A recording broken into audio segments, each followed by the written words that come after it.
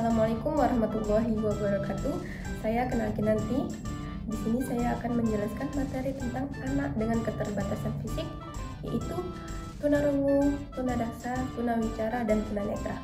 Baiklah, berikut penjelasannya. Definisi tunanetra. Pengetahuan tentang definisi tunanetra sangat diperlukan oleh seorang pendidik untuk mengembangkan program pendidikan yang sesuai dengan kebutuhan anak. Batasan secara legal telah banyak dipergunakan dalam mendefinisikan ketunanetraan. Yang kedua yaitu definisi tunarungu. Seseorang dapat berbahasa harus ditunjang oleh fungsi pendengaran yang baik, sebab pemerolehan bahasa berbentuk melalui proses meniru dan mendengar. Anak yang fungsi pendengarannya mengalami hambatan dalam proses pemerolehan bahasa anak akan mengalami hambatan pula dalam berkomunikasi. Anak tunarungu adalah anak yang mengalami gangguan pendengaran yang diklasifikasikan ke dalam tuli deaf dan kurang pendengaran atau hard of hearing. Ketiga yaitu definisi tunawicara. Tunawicara atau disabilitas wicara adalah anak yang mengalami kesulitan atau hambatan dalam komunikasi verbal, sehingga mengalami kesulitan dalam berkomunikasi. Hal ini mungkin disebabkan oleh tidak adanya atau disfungsi organ bicara, seperti rongga mulut, lidah, langit-langit mulut, seperti rongga mulut dan pita suara. Selain tidak adanya atau disfungsi organ pendengaran, mengakibatkan keterlambatan perkembangan bahasa.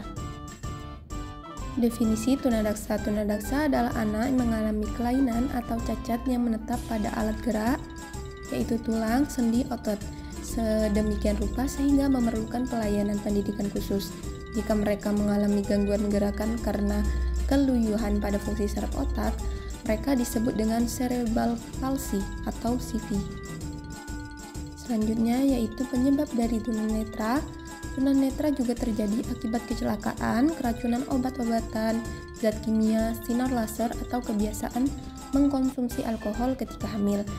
Sedangkan penyebab dari tunarungu ialah tunarungu bawaan bisa disebabkan oleh mutasi genetik, keturunan dari orang tua, atau terpapar penyakit ketika masih di dalam kandungan, dan paparan suara keras setelah masa lahir.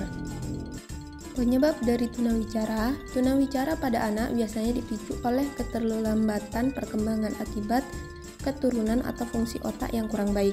Sedangkan penyebab dari tunadaksa adalah akibat dari polio, kecelakaan, keturunan, cacat sejak lahir, kelayuan otot-otot, peradangan otak, dan kelainan motorik yang disebabkan oleh kerusakan pada pusat saraf.